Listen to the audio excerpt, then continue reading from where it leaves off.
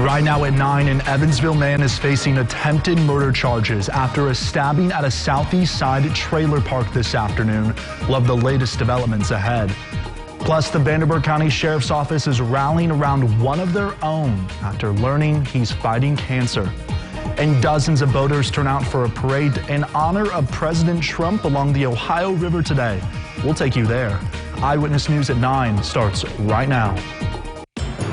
Live from the CW7 studio, this is Eyewitness News at 9. Good evening and thanks for joining us. I'm Noah Alata. We begin tonight in Vanderburgh County, where an Evansville man is facing an attempted murder charge after deputies say that he stabbed his stepfather. We're told deputies were called to the scene just before 2:30 this afternoon for a family dispute at the Eastbrook Mobile Home Park. That's in the 2400 block of Wild Dunes Drive. Now, deputies say 20-year-old Zachary Mullen stabbed his stepfather multiple times during an argument between his mother and the stepfather.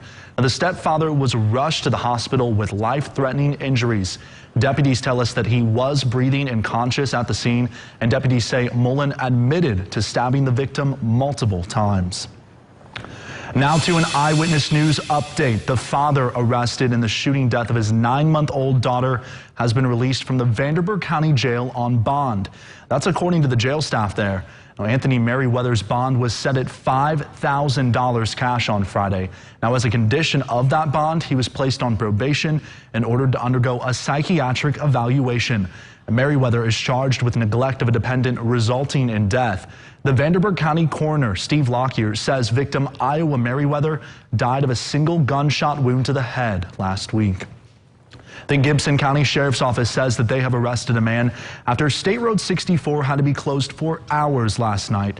Deputies say they received a report of a car heading the wrong way without headlights in the Oakland City area when the car sideswiped another vehicle.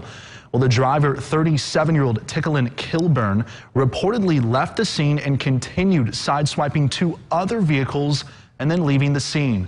Authorities say that Kilburn's car got stuck in a ditch near 450 East State Road 64. Kilburn is now facing several charges related to those incidents. Well, today, dozens of people traveled on the Ohio River for a Trump boat parade. The group started at French Island, that's near Rockport, and traveled to the Owensboro riverfront. Now, organizers say the event was not only to show patriotism and support for President Trump, but to provide social time for Indiana and Kentucky boaters during the pandemic.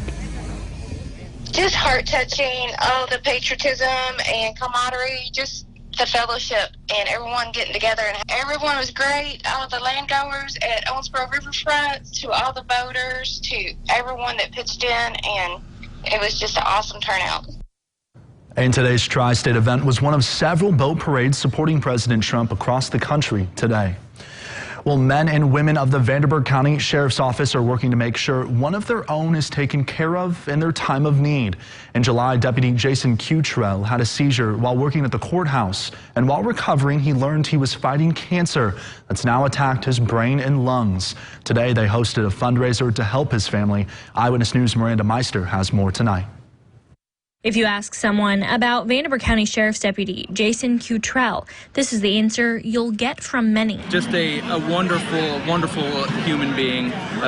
Great deputy, but better yet, again, a wonderful human being. A man willing to get into the boxing ring and take a few punches to raise money for children.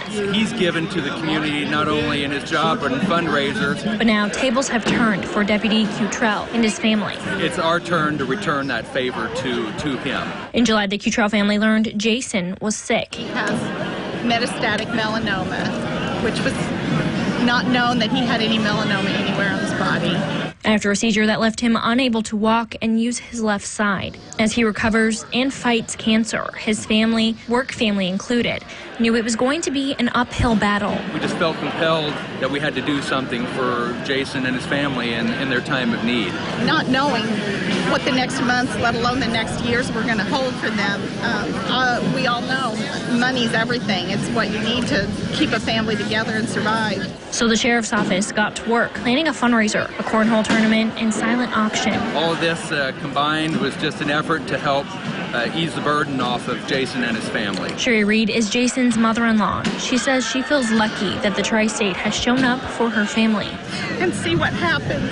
And it's just absolutely amazing what people will do when they know someone has a need. The recovery for Cutrell is another battle the family will have to conquer. But they're set. It will happen. And there's plan A that we're going to get through this. But what's plan B? To which his dad told him, there is no plan B. There's only plan A. Miranda Meister, Eyewitness News. And we want to wish Deputy Cutrell well during these times. Now, organizers say that they couldn't have done it without the support of the community. The items for the silent auction alone totaled at around $40,000 in donations.